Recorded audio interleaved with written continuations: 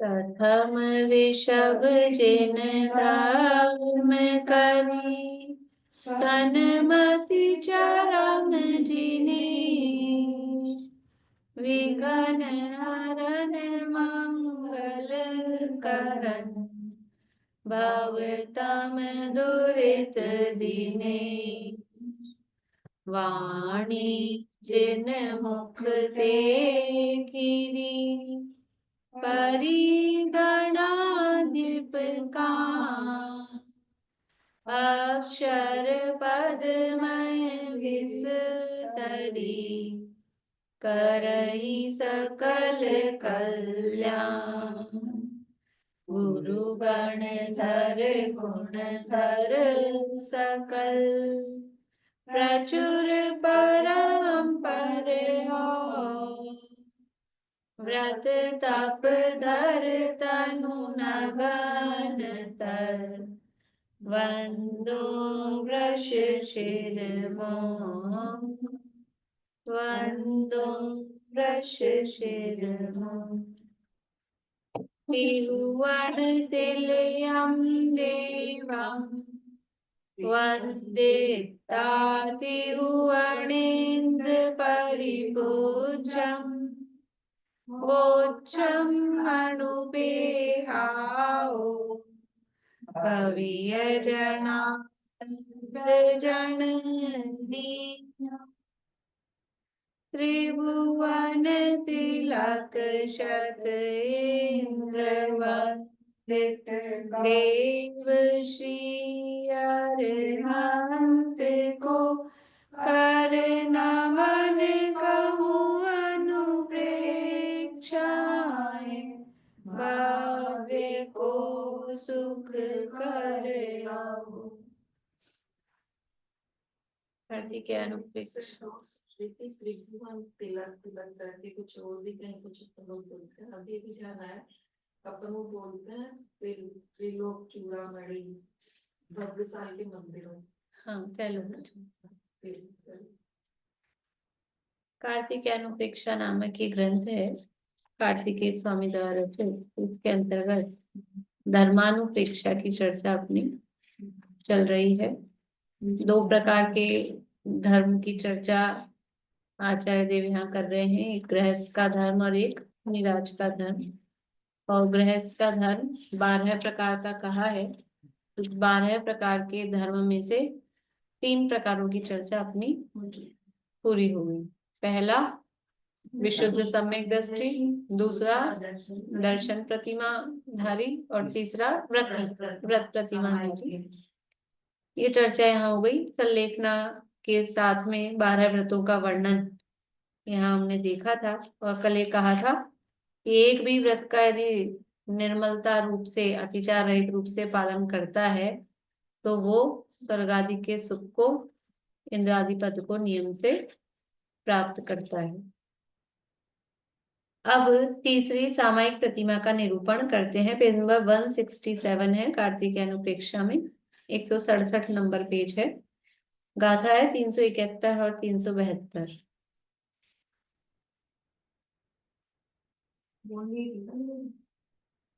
सामायिक प्रतिमा की कब बोली?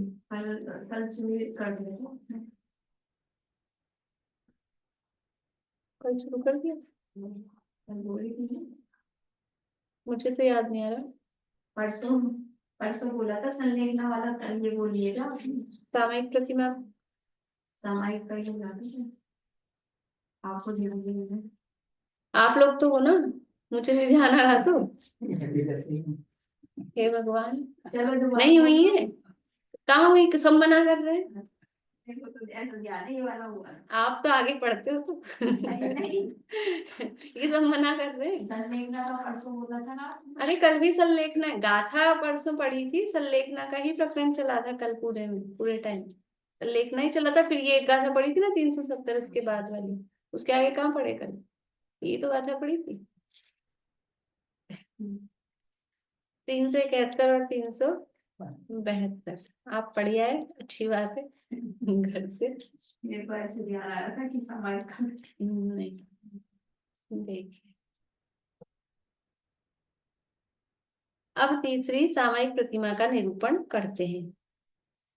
जो गुणदिकाउ सगम, जो गुणदिकाउ सर्गम, वारस आवत संजदो धीरो, वारस आवत संजदो धीरो, नमन दुगम पिकुणंतो, नमन दुगम विगुणंतो, चदुपमाणोपसन्नप्पा, तदुपमानुपसन्नप्पा, पसन्नप्पा, प्रसन्नप्पा, चिन्तन्तो ससरूपम्, चिन्तान्तो ससरूपम्, जिणबिम्बम् अहव अक्षरं परमम्, जिनबिम्बम् अहमक्षरम् परमम्, झायदिकं विवायम्,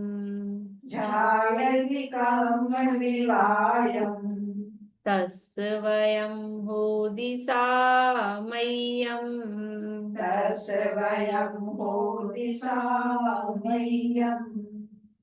जो कुणदी काउ सग्गम, जो करता है, क्या करता है, कुणदी करता है, काउ सग्गम कायोत्सर्ग, कायोत्सर्ग करता है। वारस आवत, बार है आवर्त, संजदो, संजदो संयत है, संयमी है। संयमी का अर्थ वैसा संयमी नहीं, मतलब संयमित होकर, ऐसा अर्थ संजद। अभी नहीं, अभी करते हैं अपन, अभी शब्द अर्थ देख रहे हैं, अभी आगे आएगा सब अर्थ। संजदो धीरो, धीर होकर, धैर्य से, धीरता के साथ। नमन दुगम, नमन करता है, नमस्कार करता है, दो, दो नमस्कार, पी यानी भी, और कुणंतो नमन भी करता है, कुणंतो यानी करता है।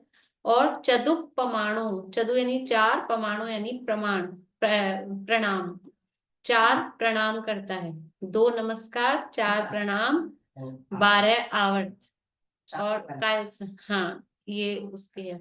और प्रसन्नप्पा, अपने अंदर में प्रसन्न होकर, प्रसन्नता के साथ। तो इसमें तीन तो समझ लो गुण बताए हैं, संजदो धीरो प्रसन्नप्पा, और क्या करना है वो बता दिया, कायोत्सर्ग, 12 आवर्त, दो नमस्कार, और 4 प्रणाम। अभी करेंगे चर्चा। चिंतन तो सरूपम, और क्या करता है, बस ये कर लिया तो सामायिक हो गई, और सामायिक प्रतिमाधारी हो गए, 12 आवर्त कर दिए, नमस्कार कर दिए, प्रणाम कर दिए कि नहीं। चिंतन तो सरूपम, अपने स्वरूप का चिंतन करता है। जिन बिंबम, जिन बिंब, जिन बिंब यानी जिनेंद्र भगवान के बिंब का मतलब उनके आकार का या उनके स्वरूप का ध्यान करता है। अहव अक्षरम, अहव अक्षरम, अरहम जो अक्षर है, तो अरहम या ओम भी रूप से कह सकते हैं, यानी वो पंचपरमेष्ठी के जो वाचक अक्षर है। परमम उत्कृष्ट, उत्कृष्टता से, झायदी, परमम झायदी, उसको उत्कृष्ट रूप से जो ध्यान करता है। कम विवायम, या कर्मों के विपाक का चिंतन करता है, या तो अपने आत्म स्वरूप का चिंतन करे कि जिन भगवान के स्वरूप का चिंतन करे, या पंचपरमेष्ठी के वाचक जो अक्षर हैं उनका चिंतन करे, या फिर कर्म के फल का, कर्म आदि का, कर्म का चिंतन मतलब कर्म के फल किस तरह से क्या है, तो वो भी वस्तु स्वरूप के चिंतन, हाँ विपाक विचय, बिल्कुल।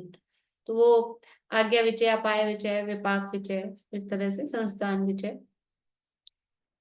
झायदि कम विवायम, तस् वयम, उसके, वयम यानी व्रत, होदी यानी होता है, सामय्यम यानी सामायिक व्रत उसके होता है। अन्व्यार्थ देख लीजिए।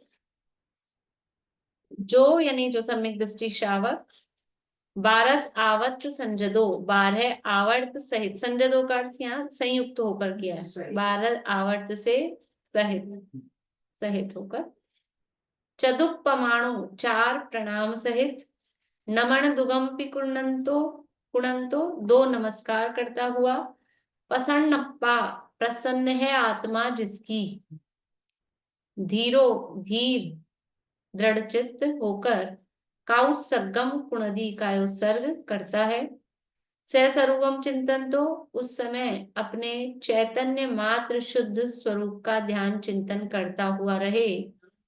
जिन बिंबम अह अक्षरम परमम, अथवा जिन बिंब का चिंतन करता रहे, अथवा परमेश्वरी के वाचक पंच नमस्कार मंत्र का चिंतन करता रहे। परमम का अर्थ परमेश्वरी से भी ले रहे हैं।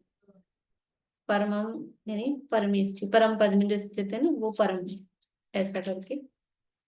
तो उनके अक्षरों का, परमेश्वरियों के जो अक्षर हैं उनका ध्यान करें।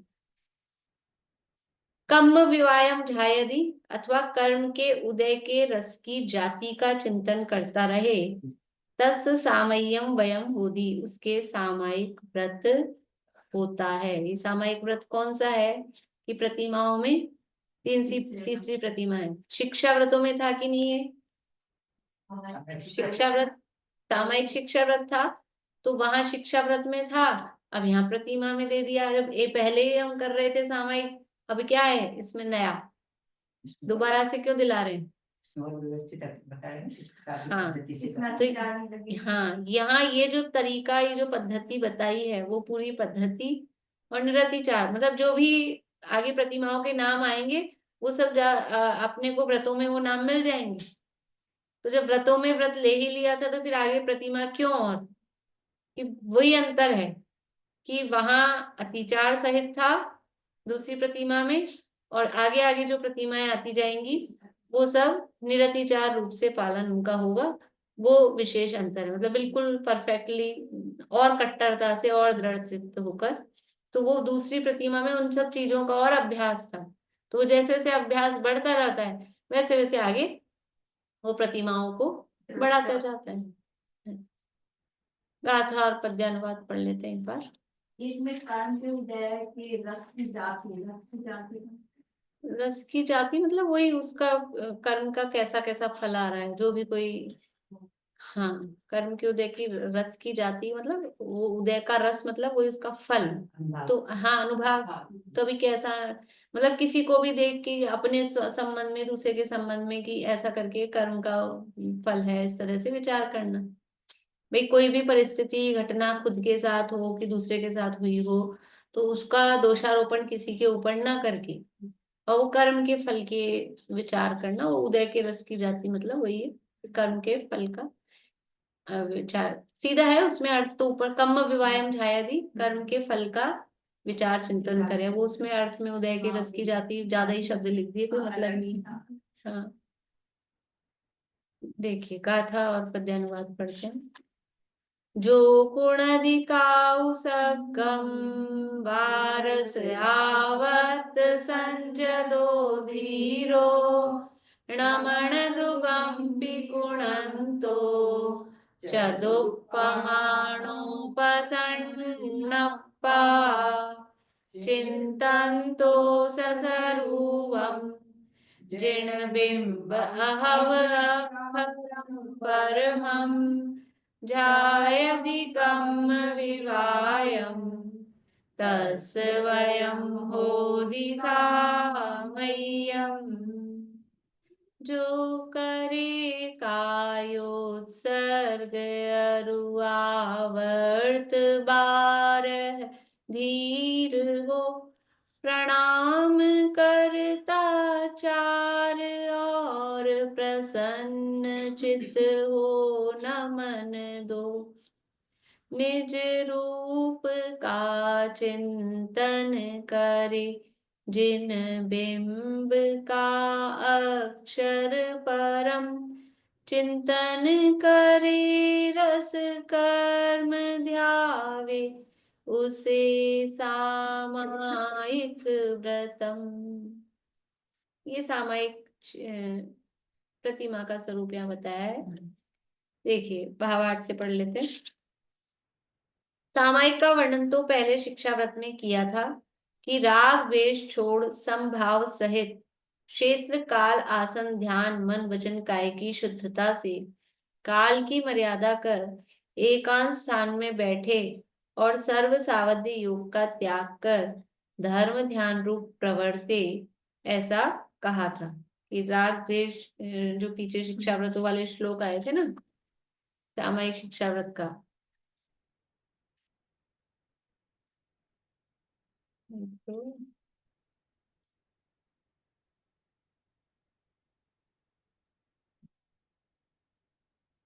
ये बताया था 200 नहीं 352 में।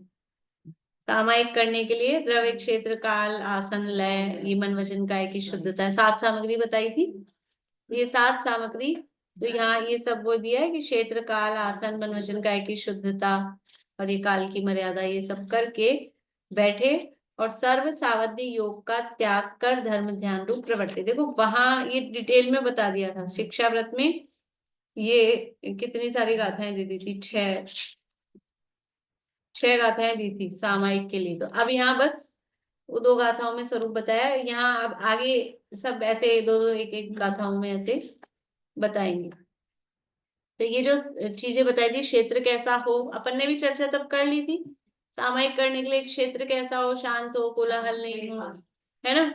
और काल कौन सा हो, तो उसके लिए निश्चित काल बताए गए हैं। आसन कैसा हो, खड़गासन अथवा पद्मासन हो। और लय, मन वचन काया की शुद्धता किस प्रकार से हो, ये सब सामग्री यहाँ पर बताई थी। तो उसका विचार करके फिर एकांत स्थान में बैठे समस्त सावधि योग का त्याग कर, वो सावधि योग का त्याग कर मतलब मन वचन और काय से पापों का त्याग करके, और मन वचन काय की कुछ प्रवृत्ति या क्रिया भी इस तरह ना हो कि उनसे पाप हो। सावधि योग का मतलब क्या है, शरीर से तो पाप नहीं कर रहे, शरीर से भी कर हो जाए कि बैठे हैं सामायिक के लिए और मच्छर वच्छर आया और इस तरह से किया कि वो मरी गया ऐसा। वचनों से भी इस तरह के शब्द नहीं बोले जो सावध्य वाले शब्द हों। कोई पाठ आदि में भी अथवा वैसे भी सामायिक के समय त्याग करके बैठते हैं कि किसी से मतलब सामायिक के शब्दों को छोड़ के अन्य वार्तालाप का निषेध है। लेकिन उस बीच में भी कोई इस तरह के शब्द जो सावध्य वाले हों वो नहीं बोले, तो वो वचन की सावध्य का त्याग हुआ। अब मन से, हाँ मन में ये विचार कल ये करूंगा, उसको ऐसे बोलूंगा, ये ऐसा कर रहा है, कोई बीच में डिस्टर्ब कर रहा है, तो वो मन से सावध्य हो रहा है। हिंसा झूठ चोरी कुशील परी का किसी भी तरह का, तो वो मन वचन काय की शुद्धता कि बाहर से समस्त सावध्य योग का त्याग करके और फिर एकांत स्थान में बैठे। यहाँ विशेष कहा कि काय से ममत्व छोड़ कायोत्सर्ग करे। सबसे पहला कहा है कि कायोत्सर्ग करे, कि शरीर से ममत्व छोड़कर। तो सामायिक में करना क्या मतलब, अभ्यास किसका करना है, अभ्यास तो यही करना है ना शरीर से भिन्नता का। इसलिए कायोत्सर्ग कितनी बार अपने देव दर्शन की विधि में कायोत्सर्ग है, पूजन करो तो कायोत्सर्ग है, प्रवचन के पहले। ये तो अपने सब शॉर्टकट हो गए हैं, आलसी हो गए हैं, समय नहीं है।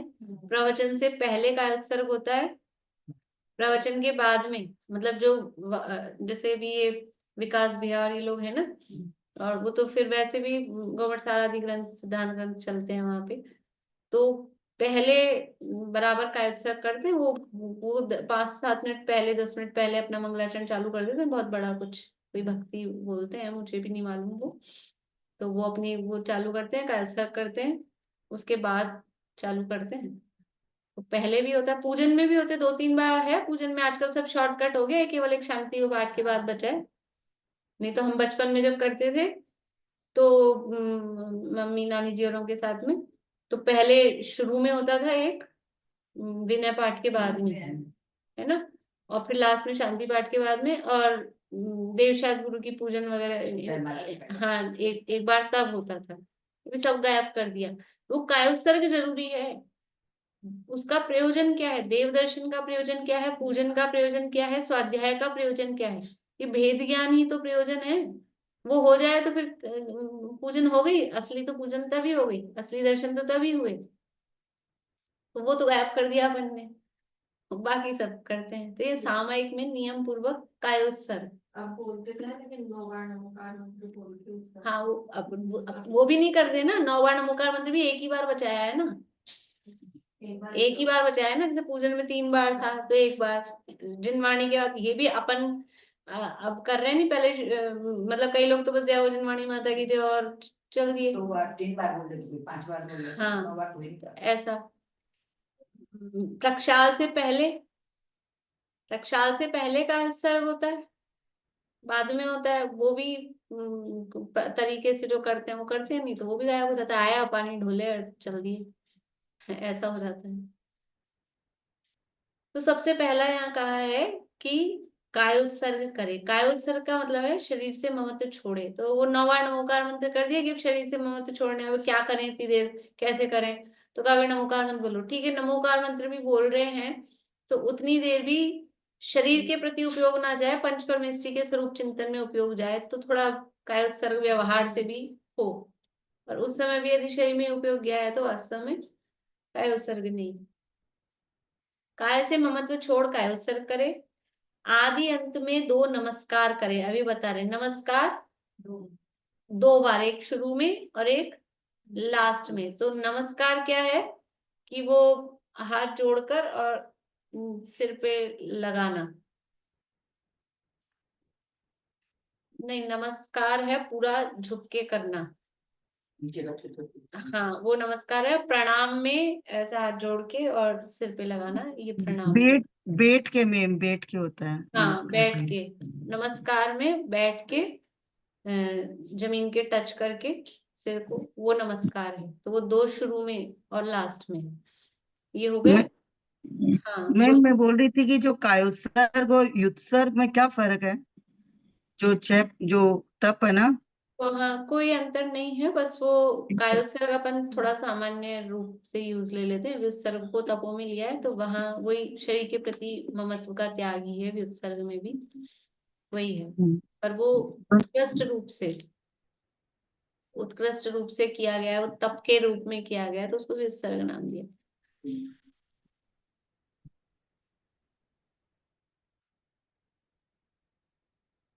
2 नमस्कार करे और चारों दिशाओं में सन्मुख होकर 4 शिरोन्नति करे। चारों दिशाओं में जो प्रारंभ में बोलते हैं पूर्व दक्षिण उत्तर पश्चिम में करके, तो 4 शिरोन्नति। शिरोन्नति का मतलब है सिर झुकाना, वो शिरोन्नति करे। एक एक शिरोन्नति में मन वचन काया की शुद्धता की सूचना रूप 3-3 आवर्त करे। 3-3 आवर्त। तो ये इस तरह से लेफ्ट से राइट करेंगे ना, हाँ। तो वो इस तरह से 3-3 आवर्त, आवर्त का मतलब ही घुमाना, तो वो आवर्त करे। तो जब भी मतलब कुछ लोगों को देखा होगा, अपनी आदत ही होती है, मतलब जब नमस्कार करेंगे तो इस तरह से आवर्त सहित ही, और फिर ये सिरोन्नति हुई और फिर उसके बाद में वो प्रणाम कहलाता है। एक एक शिरोन्नति में मन वचन काया की शुद्धता की सूचना रूप 3-3 आवर्त करे। इस तरह 12 आवर्त हुए। एक दिशा में 3 आवर्त, तो चारों दिशाओं के मिला के 12 आवर्त। ऐसे कर काय से ममत्व छोड़ निज स्वरूप में लीन हो, जिन प्रतिमा में उपयोग लीन करे। प्रणाम का नहीं आया क्या आगे?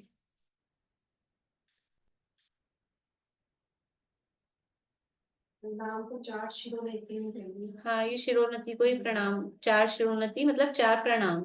ये प्रणाम कहला रहा है। ये जो ये हाथ ऐसे लगाना, ये प्रणाम या शिरोन्नति, इसको प्रणाम और शिरोन्नति कहते हैं। और नमस्कार में वो जमीन पर झुककर फिर नमस्कार करना, मतलब एक क्रिया है कि पद्धति है कैसे क्या करना।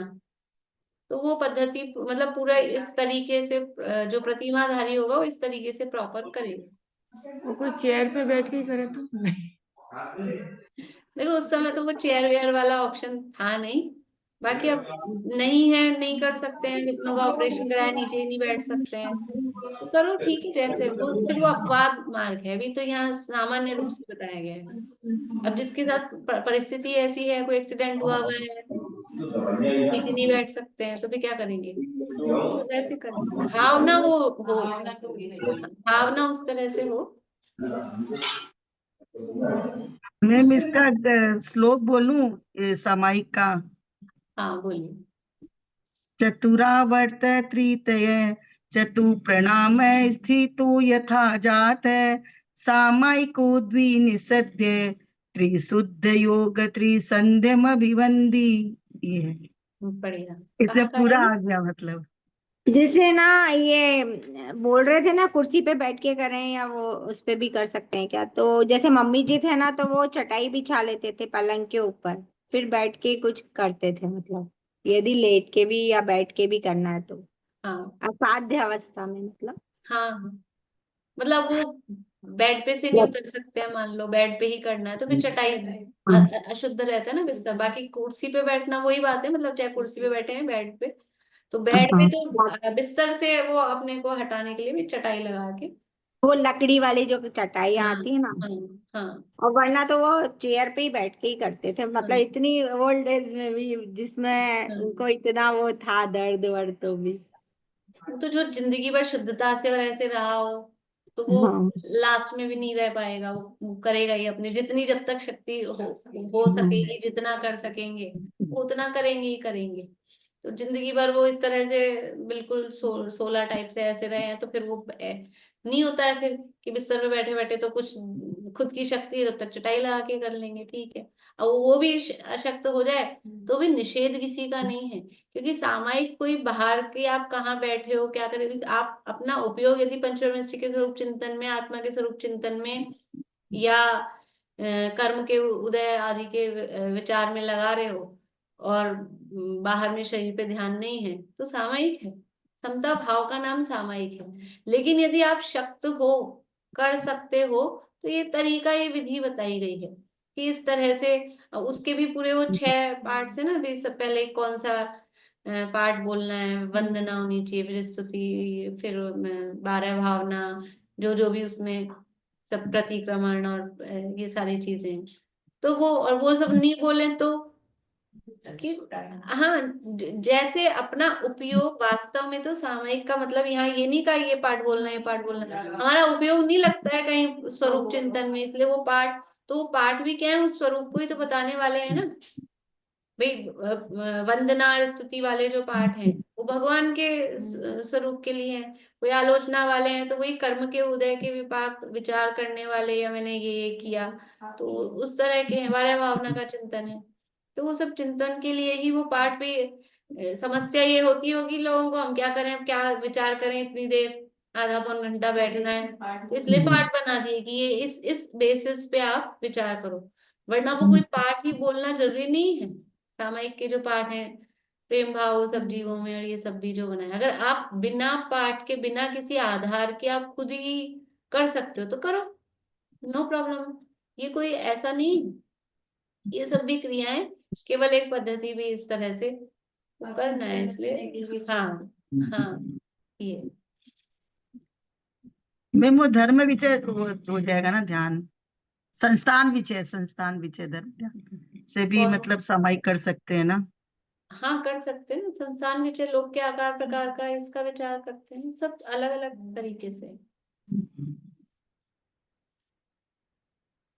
ऐसे कर काय से ममत्व छोड़ निज स्वरूप में लीन हो, जिन प्रतिमा में उपयोग लीन करे, पंच परमेष्टि के वाचक अक्षरों का ध्यान करे। ये जो अपने द्रव्य संग्रह में गाथा है ना, पणतीस सोल छप्पन चतुर्धु मेघम च जब झाये है, परमेष्टि वाच्यम खंडम च गुरु वये सेन। तो 35 अक्षरों का नमोकार मंत्र, फिर 16 अक्षर का, फिर 2 अक्षर का अकेला सिद्ध बोलो, 1 अक्षर का ओम बोलो, 4 अक्षर का अरहंत, 6 अक्षर का अरहंत सिद्ध, उसके आधार पे उपयोग स्थिर करो। अरहंत सिद्धाचार्य उपाध्याय साधु ऐसा बोलो। जैसे माला में जाप देते हैं ओम नीम अरम, तो ऐसी आउसा अलग बोल सकते हैं, ओम अलग बोल सकते हैं, अरहम बोल सकते हैं, मतलब बोल सकते हैं मीन्स उसका चिंतन कर सकते हैं। तो परमेष्टि के वाचक जो शब्द हैं उनके आधार पे भी इस तरह से उपयोग को केंद्रित किया जा सकता है। यदि उपयोग किसी बाधा की तरफ जाए तो उस समय कर्म के उदय की जाति का चिंतन करे। मान लो कोई अपने को कोई तकलीफ हो रही है, बैठे हैं सामयिक का नियम लेके, अचानक पेट में दर्द होने लगा, कभी भी हो सकता है ना, सिर में दर्द तो फिर भी कुछ पहले से हो रहा हो, या वो भी अचानक कभी किसी के हो जाए, लेकिन पेट का दर्द, कान का दर्द, दांत का दर्द, इस तरह से कभी भी अचानक से प्रकट हो जाए तो अब ये हो रहा है, तो फिर क्या करें? क्या कर्म के उदय का विचार व्यक्त करें? और कोई बाहरी बाधा आ गई है, कोई शोर मचाने लग गए हैं कि कुछ ऐसा होने लगा है, तो उस समय वो सब कर्म के स्वरूप का वे उपयोग को लगाने के लिए क्या करें? और यही, वरना तो क्या होगा कि संक्लेश होगा। कोई दूसरा, हम सामायिक करने बैठे और मान लो गर्मी के दिन हम पंखा चला के बैठे थे, किसी ने आके पंखा बंद कर दिया, फिर क्या होगा? या सर्दी के दिन थे, हम बैठे थे, किसी ने गलती से लाइट के स्विच के साथ पंखे का स्विच चला दिया और फिर चला गया, बंद नहीं किया। अब क्या करें? तो हाँ, तो फिर संक्लेश करने की बजाय और भी, मतलब कोई भी परिस्थितियां, मच्छर मक्खी ये सब हो ही सकती हैं, तो कर्म के उदय का चिंतन करें, यह विशेष कहा है। इतना विशेष जानना चाहिए कि शिक्षा व्रत में तो मन वचन काया संबंधी कोई अतिचार भी लगता है। अब शिक्षा व्रत में भी सामायिक कर रहा था, अभी भी कर रहा है, तो वहां कोई अतिचार लगता है। और काल की मर्यादा आदि क्रिया में हीनादिक भी होता है। भी कितनी देर सामायिक करनी, तो उसमें बताया था ना, 2 घड़ी, 4 घड़ी, 6 घड़ी, उसमें भी कम ज्यादा हो सकता है, थोड़ा और भी कुछ कम ज्यादा हो सकता है, जितना मिनिमम है उससे भी कम हो सकता है। ऐसा कुछ उसमें हो सकता है, 3 बार करनी है तो उसी जगह 2 ही बार कर ले, ऐसा भी हो सकता है। तो ये भी होता है, परंतु यहाँ प्रतिमा की प्रतिज्ञा है, तो अतिचार रहित शुद्ध पालन करता है, उपसर्ग आदि के निमित्त से टलता नहीं है। मतलब कहीं भी हो, ट्रेन में हो, बस में हो, प्लेन में हो, अगर सामायिक का टाइम हो गया है तो वो सामायिक करेगा। किसी भी तरह से मुसलमान लोग दिखते हैं ना, कहीं भी हो, अपना बिछाया चद्दर और बैठते हैं, मतलब इस तरह से वो सामायिक करता है। तो वो क्या है कि कोशिश तो ऐसी करते हैं, कहीं सफर वगैरह करना है कुछ, तो वो अपना टाइम देख के ही, इस तरह की ट्रेन और इस तरह का नहीं, बीच में ब्रेक लेकर जर्नी, मतलब कहीं रुक कर इस तरह से करते हैं। फिर भी कभी परिस्थिति बन सकती है तो वहां भी करेंगे। रात का सफर होगा और आज शाम की करनी है तो करेंगे। उपसर्ग आदि के निमित्त से टलता नहीं है, ऐसा जानना चाहिए। इसके 5 अतिचार हैं। मन वचन काया का चलायमान करना, अनादर, भूल जाना, ये अतिचार नहीं लगाता है। तो ये मन वचन काया 3 हो गए। हाँ, योग दुष्प्रणिधानादर स्मृत्य अनुपस्थानानि, कि अनादर का भाव आ जाए, रे फिर सामायिक करनी पड़ेगी, ऐसे ये रहने तो नहीं दे सकता है, लेकिन करेगा तो, पर बोझा समझ के, या फिर भूल ही गया, सामयिक करना ही भूल जाए ऐसा तो नहीं, लेकिन कुछ उसमें कोई क्रिया, जैसे 12 आवर्त करनी है, तो कोई आवर्त कम हो गई, कोई नमस्कार कम हो गया, कि कोई प्रणाम कम हो गया, ऐसा वो भूल जाए, पाठ आदि भूल जाए बीच में, ऐसा, तो वो अतिचार इसमें नहीं लगाता है। ऐसे सामायिक प्रतिमा का 12 भेद की अपेक्षा चौथे भेद का, मतलब जो 12 बताए थे भेद गृहस्थ के, उसमें से चौथा, प्रतिमा में तीसरा नंबर है, और यहाँ जो भेद चल रहा है उसमें चौथे नंबर का भेद है। बोलिए आशा। अगर बाय द वे वो जैसे दिन में नहीं कर पाया तो शाम को 2 कर ले, ऐसा नहीं होता? किसी दिन सुबह भोजन रह जाए अपने, मान लो लेट हो गए अभी ट्रेन से जैसे कहीं आने में, सफर में है, तो अब शाम सफर को में, एक साथ 6 रोटी खा लो। अब समय में क्षेत्र की शुद्धि क्या है, वहां तो कोलाहल हो रहा है, क्या सामायिक हो सकता है? वही वही मैंने कहा, इसीलिए मतलब कोशिश यही करते हैं कि वो इस तरह का सफर करें कि वो जहाँ नहीं, वो तो वह व्यवस्था उसी हो तरह का सफर, उसी तरह का फिर वे रखे अपना हाँ लाइफ हाँ स्टाइल, वैसा ही करें। हाँ, हाँ। कोशिश यही करते हैं। बाकी फिर जो भी है उस हिसाब से। ये सब ठीक। शुभोपयोग भी आएंगे सामायिक वगैरह से, हाँ, जब तक शुभ सूत्रों में ना जाए शुभोपयोगी रूप ही है, शुभोपयोग रूप, शुभ भाव रूप ही है। वो तो देखो, शुद्धोपयोग आत्मा का अनुभव वो तो कभी कभार होता है, शुद्धोपयोग कभी कभार होता है, पंचगुण स्थान वर्ती को भी कोई हमेशा थोड़ी ना होता है। तो ये बाकी शुभ भाव चलते रहते हैं, ऐसा कोई वो नियम नहीं है 15-15 दिन वाला, वो तो चल रही है बातें, लेकिन कभी कभी होता है। मुनि मतलब हमेशा नहीं होता, हो सकता है ना कितनी, और रहेगा तो उसका फ्रिक्वेंसी भी कम होती है, और उसका जो अंदर रहने का टाइम है वो भी बहुत थोड़ा होता है। बार बार में कितने दिन बात करेगा, कब करेगा, वो भी कम है, मतलब वो भी अधिक है, लंबा है। और कितनी देर रुकेगा अंदर, वो भी बहुत थोड़ा सा काल है। तो बाकी टाइम क्या है? हाँ, वो सामयिक कर रहा है तो कोई आत्मा में लीन थोड़ी ना हो रहा है, ये सामयिक शुभाव रूप ही है प्रतिमा वाले की भी। कोई हर बार दिन में 3 बार सामयिक कर रहा है तो 3 बार आत्मा का अनुभव होगा क्या उसको? नहीं होता है। मुनिराज को नहीं होता हर बार, कोई जरूरी नहीं, मुनिराज की भी सामयिक का नियम है ना। हाँ, सामयिक चारित्र और आवश्यकों में है ना मुनिराज के। सामयिक की प्रक्रिया करते हैं जो अपन पढ़ते हैं, उसमें भी कुछ कुछ ऐसे भाव आ जाते हैं पढ़ते पढ़ते, वो ध्यान में नहीं हो सकता है। हाँ, हो सकता है, लेकिन कोई हो ही जाए हर बार जरूरी नहीं। वो जरूरी नहीं है। होने के में मनाही भी नहीं है, लेकिन हो ही जाएगा ऐसा नहीं है। बोलिए क्या? मैम जैसे अनुकूल परिस्थितियां नहीं हो लेकिन हमारा नियम लिया हुआ है व्रत सामायिक का, तो मतलब आकुलता सहित जैसे सामायिक करना है खाना पूर्ति के लिए, तो तो वो फिर अतिचार अतिचार, लगता है। हाँ अतिचार, अतिचार वही अनादर वाला भाव आ गया ना, अनादर का ही टाइप हो गया ना आकुलता और ऐसा। तो अतिचार प्रतिमाधारी का ऐसे, प्रतिमाधारी तो अपनी सब देख कर ही करेगा, कहीं भी जान लेकिन मैम वो जो भी नियम है वो तो अपनी व्यवस्था देख के। अपना नियम तो पूरा किया, नियम उसने नहीं तोड़ा तो उसका तो। नियम नियम तो सेठ जी ने भी पूरा किया था कि सामायिक से नहीं उठूंगा, दीपक जलेगा जब तक। तो वो ऐसा नियम पूरा हो रहा है ना आकुलता से।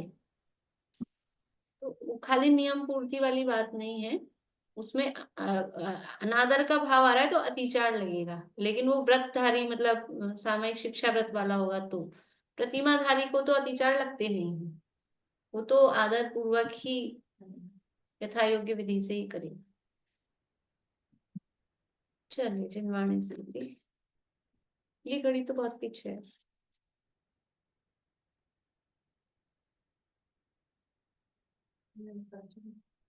हम्म?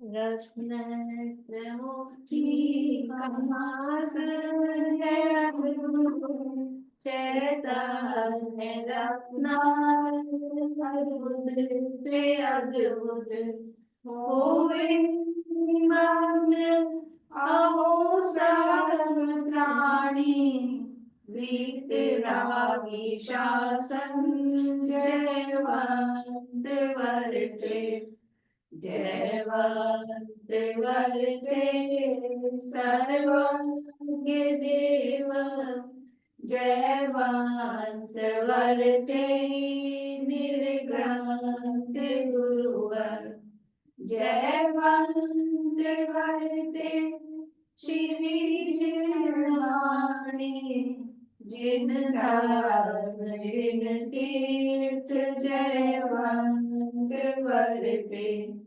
शुद्धात्मा का श्रद्धा निवर्ते अनुभूति निर्मल अविच्छिन्न वर्ते आवागमन से निर्मुक्ति होवे मुक्ति का साम्राज्य जयवंत वर्ते सर्वज्ञ शासन जयवंत वर्ते निर्ग्रंथ शासन जयवंत वर्ते।